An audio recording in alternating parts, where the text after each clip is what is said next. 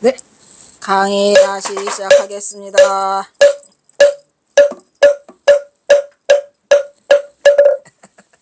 그러니까 딱 사라졌어. 얘가 내 목탁 소리에 놀래가지고. 아이고 힘들어, 너무 힘들어서 잠깐 잤습니다. 얼마 잤냐? 10분 잤냐? 네. 야좌. 밤에 앉아서 어디에서 밤에 앉아 계실까요? 여기는 바로 갑상구 웅이방 도화동 글방이 되겠습니다. 강주 팔제 일한의요 빙설고촌 감고비로구나. 사사 건녀 정미준이 시며 툰조 건한비로다. 이거 엄청 슬픈 시인데 경화선사가 64세에 열반을 하시니까 62세, 63세인가 보다. 1911년 밤에 강주 팔제 일한이가, 이 강주가 강계를 말하는데 강계에서 6년, 갑산에서 2년을 합쳐서 이 팔제라고 하거든요. 팔제자는 이거 8년이에요. 일한의, 허름한 옷 한 벌로, 진짜 허름한 옷 한 벌로 사셨답니다. 8년 동안을. 대단하시죠. 일한이라고 하는 것은 우리가 한납 하잖아요. 그러니까 아주 납이라고 하는 거예요. 한납. 그나마 옷 한 벌로 이런 얘기요. 강주 8년을 누더기 한 벌로 살았다네. 빙설고촌 감고비라. 이거 캐야 되겠는데.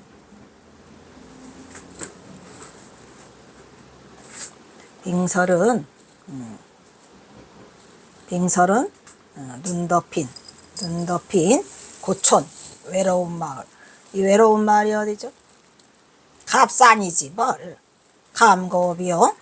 그래서 감은 감해라 이런 얘기고, 이 고자는 두드릴 고, 뭐를 두드려? 쌀인문을 두드렸다 하니까 이 눈 덮인 외로운 마을이 어디? 서당이긴 한데 빗자를 쓴 걸 보면은, 이 피는 왜 비를 쓴다 그랬죠? 선빵이랬죠. 선빵. 그러니까 경화선사는 자기가 지금 묵고 있는 이 서당을 선빵으로 알고 해요. 낮에는 글빵, 밤에는 선빵, 이렇게 돼요. 그래서 쌀인문을 두드리는 감에들아 이런 얘기요. 이게 무슨 말이죠? 내가 비록 이 눈 덮인 외로운 마을에 있지만 여기에서 느끼는 감에는 쌀인문을 두드리고 있더라, 즉 선빵이더라 이런 얘기요. 이러한 느낌이 든다, 감회가. 대단하시죠? 그래서 경화선사 본인이 지금 자신이 선승임을 어디에서? 쌀인문에서 나타나고 있어. 이 쌀인문이라고 하는 건 뭐였죠? 선빵. 사사 건녀 정미주요. 그러나 이런 얘기예요. 그러나가 또 빼먹었죠. 사사는 일이라고 하는 것이 뭐뭐 같더라. 건려. 여기서 건자는 다리를 저는 이런 얘기야. 다리 저는 당나귀. 우리 경화선사가 지금 려삼이거 마사도래라는 화두로 깨쳤어요. 그래서 지금 다리가 쩔뚝거려서 달아나지 못하는 병든 당나귀더라 이 말이야. 내가 지금 이 강주 땅에 8년을 누더기 한 벌로 살았어요.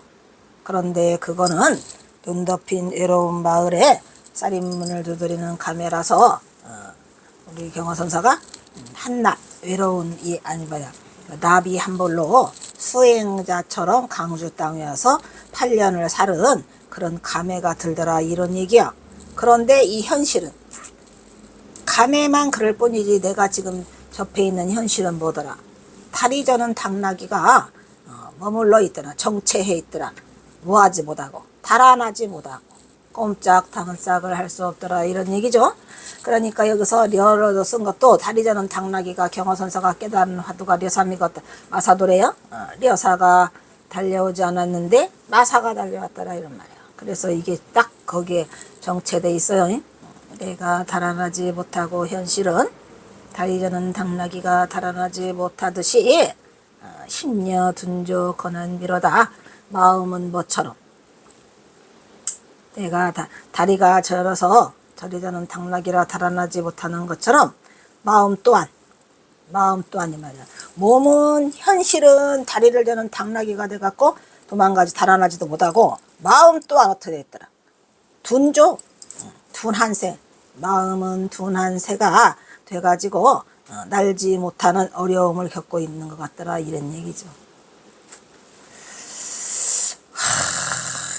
경여선사의 현실을 그대로 지금 드러내 보고 있어요. 그러니까 다 몸은 다리를 절어서 못 날아나고 마음은 둔해져 가지고 내가 날아가지를 못해도 둔한 새가 됐더라 이런 얘기죠. 그러니까 마음이 움직임이 없어졌어요.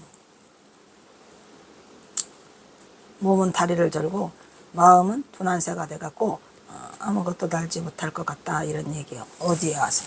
여기 강계에 와가지고. 속상해. 그래도 경허선사가 이 야자라고 하는 걸 보니까 밤에 홀로 앉아서 자기 자신을 돌아다보면서 쓰고 있어요. 여기에 과부가 있냐? 여기에 경허선사가 한속한 모습이 보이는가요? 안 보이잖아요. 어떤 시에서도 보이잖아요. 천심준주 개정경이고 창단 창등역세기로다. 집을 중리 경하고요. 기경 3절 운지기로구나. 천심 얕을천 깊을심 얕고 깊은 준주는 술자리를 말하는 거고 여기서 얕고 깊은 술자리는 어떨 때는 고주망태가 돼서 끝까지 가셨죠. 통음 아까 가죠. 통음에서 한번 잊으니까 아주 날개 같은 날개가 털인 것 같다 겨드랑이 그런 식으로 썼죠. 그래서 얕고 깊은 모든 술자리들이 모두가 정경이다. 정다운 광경이더라. 뭐 여기 와가지고 유생들과 깊은 술자리 얕은 술자리 이게 지금 경호사 마지막을 향해 달려가고 있어서 회포예요. 지금 특히 강계에서 갑산으로 넘어오시고 나서는 그 친구들을 도반들을 그 부모들을 다 놔버렸어요. 혼자 있어 혼자. 그래서 지난날을 회상해 보니까 내가 강계에 와서 6년간 살면서 얕고 깊은 술자리들을 많이 했는데 그것을 돌아보니까 모두 뭐더라? 정겨운 모습들이더라 말이야. 정경이더라. 모두 개정경이고 장단 창등 역세기로다.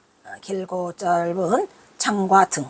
여기서 길고 짧은 창이라는 거는 뭐다죠? 창이 큰 창이 있고 작은 창이 있고 그러죠. 여기서 길다는 얘기는 부잣집, 짧은 작은 가난한 집, 가난한 사람이나 부자나 모두가 창문과 등불을 통해 가지고 역시 세상살이를 하고 있더라 이런 얘기요. 그러니까 집집마다 가난하던 부자건 전부 다 오손도손 모여서 창문과 등불을 사이에 두고 역시 이어가는 게 세상살이를 몇 끼나 보냈는가 이런 얘기죠. 지내고 있구나 이런 얘기요. 경허선사가 지금 길고 짧은이라는 것은 경허선사도 강계에서는 조금 좀 살았어요. 친구들이 많으니까 도반들이. 갑산에 와서는 찌들뜨들 진짜로 외로운 마을. 이 외로운 마을에 방학한 의도 가지고 숨어 있다시피 해요. 용포대라는 서당 이름도 못 걸어요. 기냐 세상살이라네. 부지 중리 경하고요. 알지 못하겠구나. 뭘 알지 못해? 불지 중리 알지 못하겠구나. 중리 여기서 중리는 누구예요? 공자님을 중리라고 그랬죠. 아까도 부자도 공자님이었고 부처님은 석가모니를 구담이라고 그랬었죠. 그래서 알지 못하겠구나. 중리는 공자님은 필경 마침내는 무엇을 연구했더냐 이 말이야. 공자님이 그렇게 연구를 했고 뭘 연구를 했죠? 공자님은 중생살이에 대해서 연구를 했죠. 뭐를 궁구했어요? 궁극적으로 공자의 가르침은 뭐예요? 여러분 공자의 가르침은 뭐예요? 공자님은 도대체 뭘 가르쳤단 말이야? 이 얘기를 지금 하고죠. 도대체 알지 모르겠어. 왜? 도대체 이걸 살고 보니까 공자님은 도대체 뭐를 연구하고 뭐를 가르쳤더란 말인가. 우리가 이 공자의 가르침을 들여다보면 공자의 가르침은 한마디 뭐래요? 공자의 가르침 오상이죠. 인의의 지신,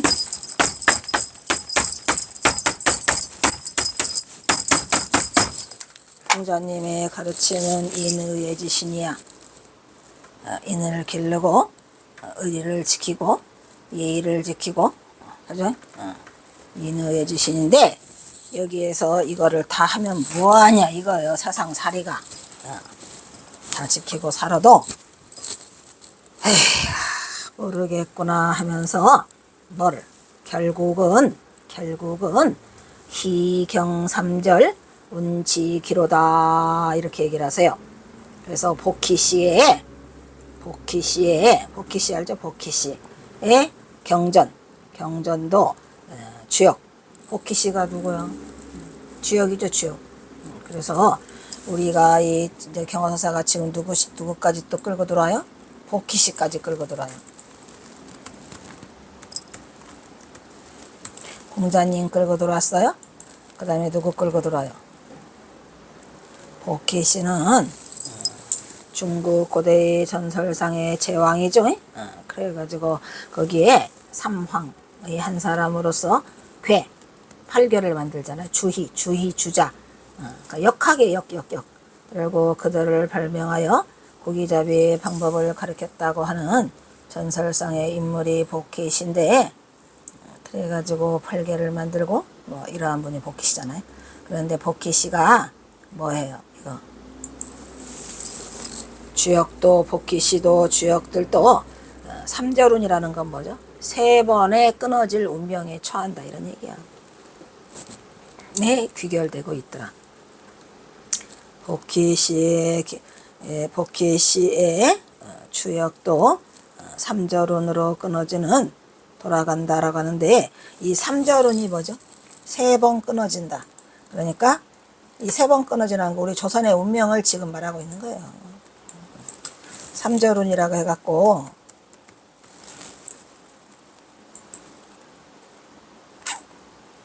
이 삼절운에 대한 얘기를 그거 하는데 뭐 그 어디서 하더라? 그 천지개벽 거기에서 하죠. 우리 도는 삼절운에 창립하였으므로 나라와 백성이 다 삼절운을 면치 못하리라 해가지고 개벽운수에 나와요. 이 삼절운이라고 하는 것은 누가 했죠 이거? 천도교에서 최시영, 최시영, 그죠? 최재우, 천도교의 창시자가 최재우고, 최재우의 아들이 최시영인데, 최시영이 해월 선생이라고 하죠, 그죠? 그래서 이 해월 선생이 삼절운에 뭐 어쩐다 해줘. 삼절운을 면치 못하리라 이래가지고 그 개벽운수라는 거기에 이 말을 했다고 합니다.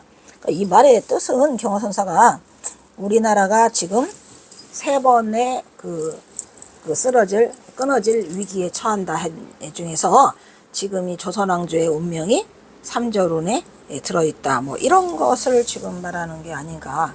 갑자기 경화선사가 삼절운이라는 것을 말하고 있구만. 이게 뭐냐요? 복희시까지 끌어왔죠.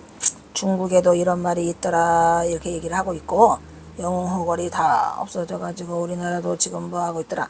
삼절운에 처하는 여기 동학의 비결에도 이게 나오나 보다. 그래가지고 동학의 눈으로 바라보면 이 세상에 지금 삼절운을 면치 못하는 단계에 와 있어가지고 천지개벽이 일어나야 된다 라는 그런 얘기죠. 근데 결국은 삼절운을 지금 무면했죠. 지금 삼절운에 지금 우리가 위기에 처해 있잖아요. 그래서 경화선사가 이 동학에 대한 그 얘기를 하면서 이 삼절운을 끌고 오는 거예요. 결국은 삼절운으로 귀결되고 있다라는 얘기는 뭐예요? 삼절운을 면치 못한다. 뭐 이런 얘기를 하고 싶어서 경호선사가 이 마지막 만약에 삼절운으로 귀결이 안 됐더라면 한일합방이 안 일어났겠지.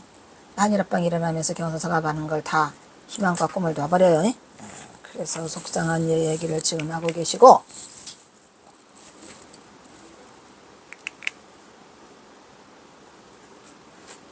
이게 그건가? 그래서 강주는 강계의 옛이름이고 밤에 앉아서는 경어가 과거를 회상해보고 있죠. 이 시는 거의 경어의 막바지 그냥 목숨이 금각에 달려있는 열반 막바지에 다다라서 경어가 북녘의 삶을 스스로 정리하고 있는 시죠.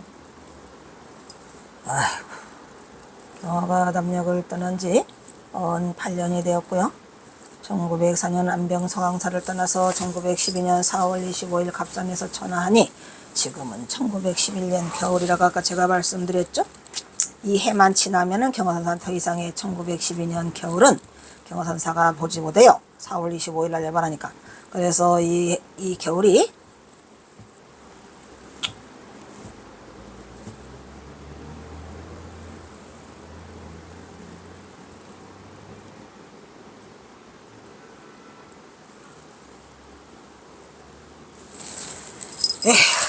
더 이상의 북에서 보낸 마지막 겨울이고 이 생의 마지막 겨울을 경호선사가 힘겹게 받고 있어요. 노승경호는 그래도 자기 자신의 마지막을 지금 정리하고 있어요. 에이, 속상해.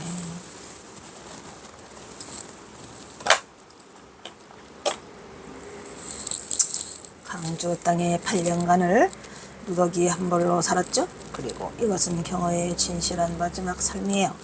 그는 추운 제북단에서 누더기 한 벌로 보내고 경어의 삶은 불교 역사상 그 어느 선사도 이란 극단적인 금욕과 철저한 수행자의 삶을 이렇게 치열하게 치러내고 입전수의 삶을 끝까지 이행한 삶을 이뤄낸 삶은 아무도 없죠. 역사상의 전무후무예요. 왜 이런 삶이 우리에게 닥쳤는지 참으로 불행한 일이죠.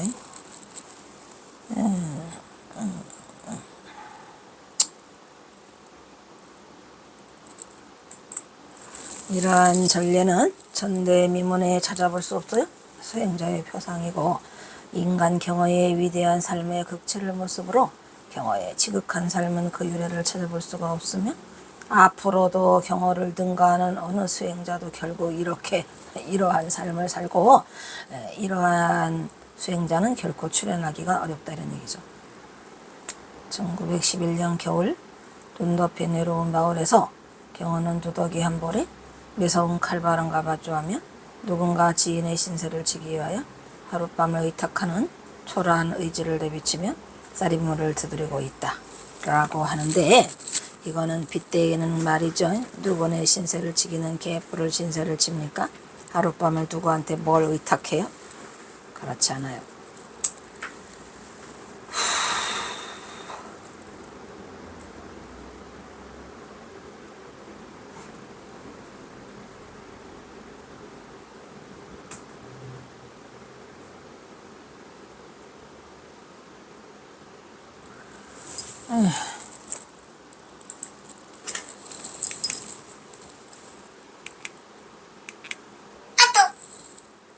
그러나 정말 모르겠구나. 공자님은 무엇을 연구하였던가? 고키씨의 주역도 겨우 3절운으로 세상의 일들이 귀결됨을 보니까 이 모든 것들이 다 허망한 것이다. 고키씨고 공자님이고 다 필요 없더라. 이 경어는 경어의 평소 생각을 공자님도 별 수 없고 고키씨도 별 수 없고 모두가 다 인생은 3절운으로 귀결되고 있다. 그래서 경어선사도 우리의 지금 조선의 운명도 3절운으로 귀결되고 있는 이러한 인생의 귀결시를 쓰고 있죠. 스스로의 의지로는 어떻게 아무것도 할 수 없는 다리 저는 당나귀 두난새.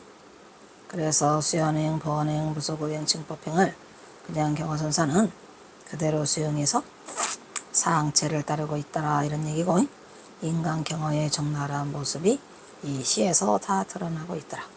임종하기 2년 전의 경우는 갑산으로 이동해서 서당을 개살해가지고 금몽으로 지내면서 좋은 김탁과 인연을 맺은 이후로 이곳 한계를 수시로 드나들고 선비들과 많은 교류가 있었던 것으로 그동안의 큰 술잔, 작은 술잔, 큰 창문, 작은 창문 등불들이 모두가 다 정겼고 그동안의 일을 정리하고 있어요 지금. 근데 정리시도 참 멋지게 쓰셨죠. 복희씨는 고대 중국의 전설상의 재앙으로 신, 삼황, 오제 중 삼황, 오제 중에서 중국 최고의 황제로 치죠. 복희라고 하는 이름은 역경 개사전에 복희가 팔괘라는 것을 처음 만들었죠. 그래서 그물을 발명해 가지고 중생들에게 어획과 수렵하는 방법을 가르쳤다라고 하는 기록이 있고요. 삼절운이라고 하는 것은 운수가 3번 끊길 위험에 처해서 삼절은 석삼 끊어질 절에서 3번, 3곳에서 운수를 면치 못한다 이런 얘기야. 경화가 삼수갑산에 정착한 지 8년, 강주 땅에서 8년을 두더기를 하았죠. 이제 우리나라도 지금 조선도 삼절운에 들어왔다.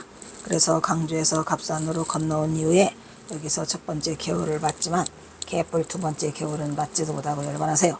눈 높인 이 외로운 마을에서 자기 자신이 쌀문을 두드리는 감에 갔더라. 즉 선방에 와 있는 기분이다 이런 얘기죠. 완전히 고립돼 있으니까. 남쪽을 떠나 이곳에 와서 지난 날들을 되돌아보니 지금 내가 있는 마음은 살인문을 두드리는 선방 같지만 현실은 뭐더라. 탈의를 저는 당나귀가 달아나지 못하고 있는 것 같고 또 마음 또한 둔한새가 날지 못하는 것 같았다고 해고하면서 경화 자신은 여기서 꼼짝달싹을 못하더라. 몸과 마음이 다 꼼짝달싹을 못하더라 라고 하시면서 마음대로 되지 않은 현실에서 날지 못한 둔한새라고 읊고 있고, 그러나 이것에 와가지고 그동안에 있었던 일을 되돌아보니 낯선 이곳에서 벗들과 함께 얕고 깊은 술자리를 했는데 그것들이 모두 지난 날을 되돌아보니까 정겨운 광경이고 내가 중생들의 파묻힌 덕에 부잣집 가난한 집 할 것 없이 짧은 창문 긴 창문 등불 또한 모두가 다 인간사들이 세상살이라는 것을 알았고 자신이 처한 이 비극적인 운명에도 늙은 말년에 가련한 처지를 애써 이루하고 있더라 이런 얘기요. 어차피 우리는 뭐더라 삼절운으로 끝나겠다 이런 얘기를 하고 있으며, 그러나 정말 모르겠다. 도대체 성현인 공자님의 가르침은 뭐 때문에 이렇게 유교를 가리켜가지고 인의의 지신을 가리키면서 우리 중생들 인간들을 이렇게 살게 했던가. 나는 그동안 공자를 궁구하지 않았던가. 나도 공자님 먹고 아주 열심히 살았어. 충성과 예의를 다하면서 인의예지. 그러나 이러한 처지에 내 처지가 무슨 허물이 있다는 말인가. 공자님 공연님 그냥 말년에 오니까 공자님이고 그냥 다 원망이야. 원망이라기보다는 공연이 공자님을 향해서 그렇게 중생들이 열심히 살았건만 남은 것은 다 삼절운을 면치 못하더라. 돌아가고 있더라는 얘기죠. 그리고 복희씨의 주역에서도 말하지 않았던가 이란 말이야. 3번에 끊어질 운명에 다 처한다지만 결국은 우리가 다 삼절운으로 간다. 경호는 자신이 전 끊어질 위기의 비극적 시련이 언젠가는 다시 이어져서 자신의 마음속에 품은 큰 뜻을 실현시키고 싶은 아직도 희망의 끈을 놓지 않고 있지만, 그리고 조국의 광복을 염원하고 있지만 경호선사의 삶은 그다지 오래가지 못해요.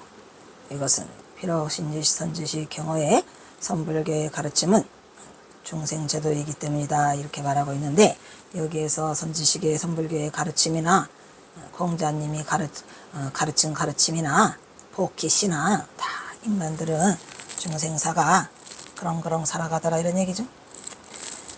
아이고, 그래서 경호선사가 지금 그 어느 때보다도 아주 안정되고 차분한 마음으로 이 시를 쓰고 있으신 것 같아요. 자, 그 다음에 계속 그것만 쓸 수가 없으니까 경호선사가 그 다음에 또 툴툴 털고 자북사 아닌 그 갑산에서 가장 가까운 갑산에 북부리가 있어요. 경호선사는 도아리에 살았죠. 근데 옆에 북부리가 있어요. 거기 가면은 그쪽에 뭐가 있어요. 자북사가 있었어요. 그래서 자북사에 2번이나 가시죠. 뭐라 그래요. 자북사라도 가야 살지. 근데 자북사 간 덕분에 누구를 만나? 수월이를 만나지. 수월이가 자북사에서 경허스님 소식을 듣게 되니까 수월이가 를 만나는 그걸 제공하는 게 이 자북사예요. 북쪽이라 하잖아요. 그게 북부리에 있어요. 그래서 이 경허선사가 있는 도중리, 도하리, 도상리 중에서 경허리는 도하리에 있거든. 도하리에 북부리에가 있어요. 자북사가. 그러니까 위쪽이죠. 이름이 북자가 써 있잖아요. 북부리 자북사. 여러 벗들과 여제익이라는 게 여러 벗들과예요. 자북사에 올라. 근데 이거는 그 여러 벗들이 여기서 보이는 걸로 봐서는 그 강계 사실 때에 그 갑산에 있는 자북사를 다녀가신 것 같아요. 그래서 소문이 파다하게 나 있죠. 이것이 갑산에서 자북사를 오른 게 아니라 강계에 있을 때에 여러 벗들과 자북사를 다녀가셨는데 소문이 파다하게 나 있고 갑산에 오셔서는 경허선사가 파묻혀 있거든요.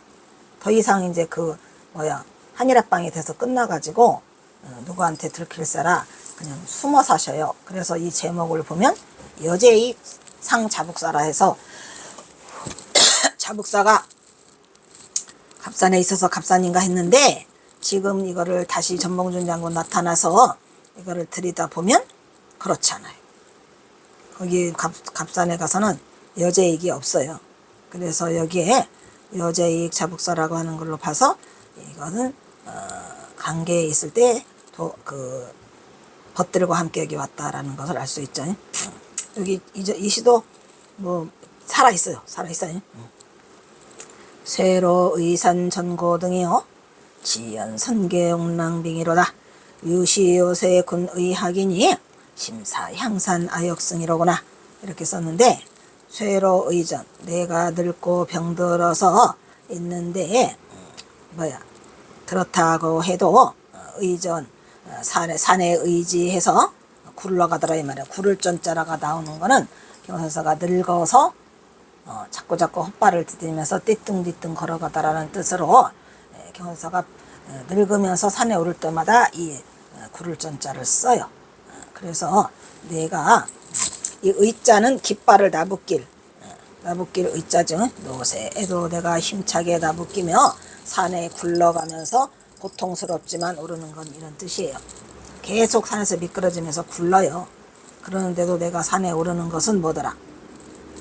지연성객 옥랑빙이더라 이런 말이에요. 다만 지자죠. 인연이 있어요. 뭐에 인연이 있어? 선객으로 인연이 있대요. 뻥. 여기다가 자북사를 가면서 내가 중이라고 하면 안 되잖아요. 그래서 선객으로 바꿔놨죠. 그리고 뭐래요? 옥난빙. 내가 그 전에 옛날에 선객으로 내가 인연이 돼가지고 옥난간에 가서 기들빙자죠. 내가 옥난간에 가서 기대면서 선객으로 돌았던 그런 게 있어서 이렇게 산에 힘차게 내가 오른다라고 뻥치고 있어요. 경허선사가 원래는 스님인데, 그죠? 그래가지고 경허선사가 신선들은 옥난간에서 돌아? 옥난간에 기대갖고 돌아서 내가 옛날에 신선이 인연이 있다 이런 얘기를 하고 있어요. 신선객이야. 그래서 연선객이죠. 연선객. 아따 연선객도 또 나오네.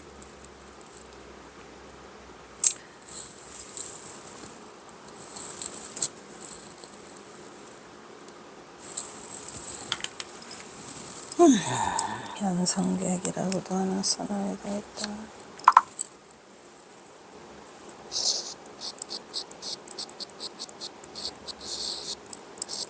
또 그때 뭔 계기랬다.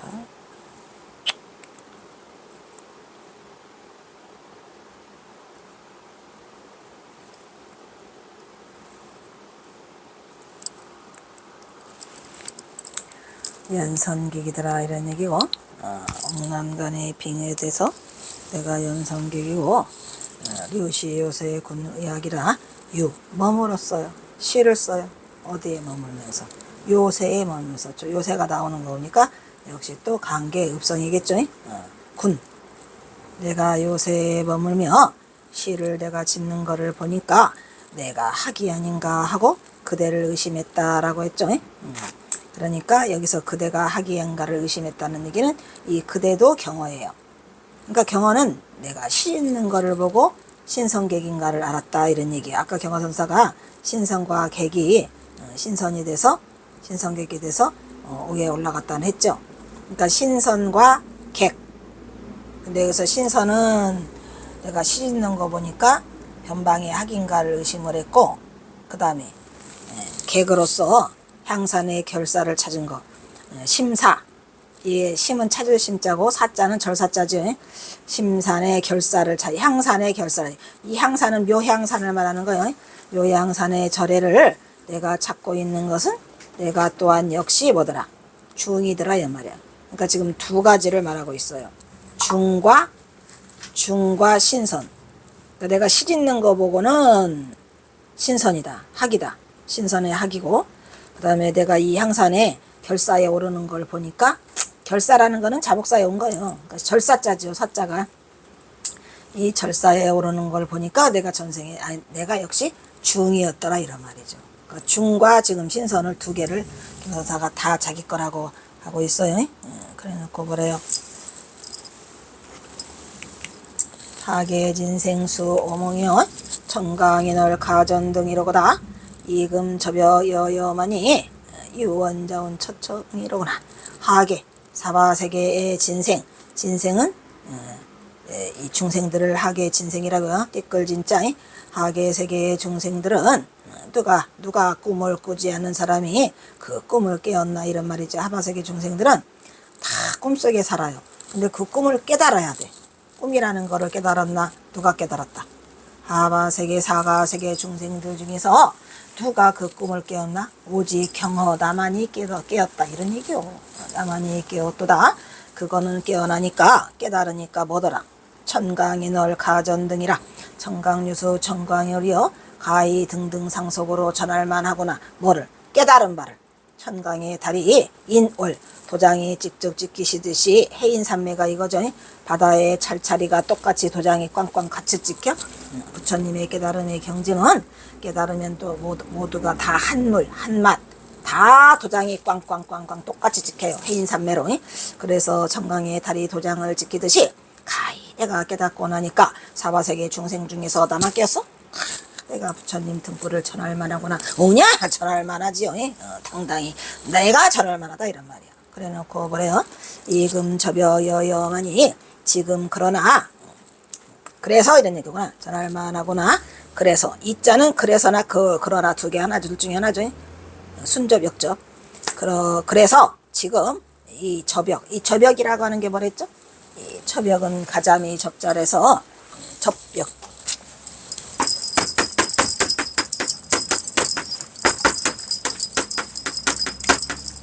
가자미 즉 우리나라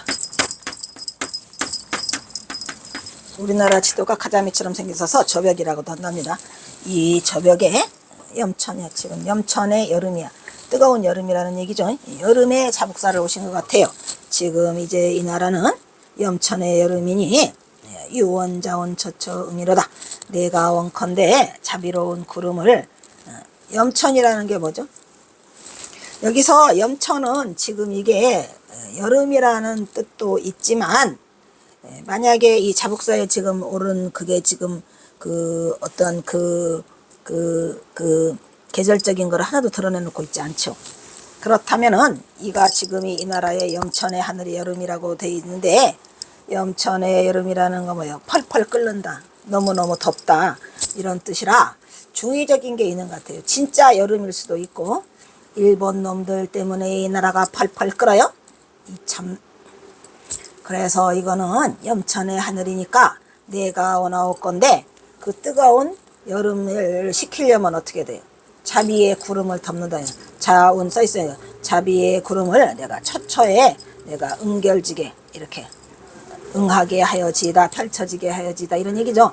그러니까 여기서 자비의 구름이 경어선사가 내리는 자비 중생들에게 향하는 자비고 이 나라가 염천의 하늘이라는 것은 펄펄 끓고 있다는 얘기인데 진짜 여름이면은 자비의 구름을 내려가지고 뜨거운 여름을 어떻게 해야 돼요? 식혀야 되니까 비를 내리게 한다 이런 얘기의 뜻이 있고, 또 하나는 중의적으로 이 나라가 일본 놈들 때문에 펄펄 끓고 있으니 내가 그거를 자비의 구름으로 덮어서 일본 놈들이 우리 백성들에게 주는 고통으로부터 벗어나게 하여지다, 이런 두 가지 의미가 있어요. 근데 여기에 지금 그 몇 월 달이라는 게 안 써 있어. 6월 하라고는 있거든요. 만약에 하를 진짜로 본다면 여름이라 비 내리게 하고 싶다고, 펄펄 끓는다, 덥다, 더위를 식혀주고 싶다는 얘기고, 두 번째로 말한다면 펄펄 끓으니 일본 놈들, 요 싸가지 없는 놈들을 좀 거기에서부터 벗어나게 하고 싶다라는 두 가지 뜻이 있어요. 엄청나게 잘 지은 시죠. 일단 여기서 끊도록 하겠습니다.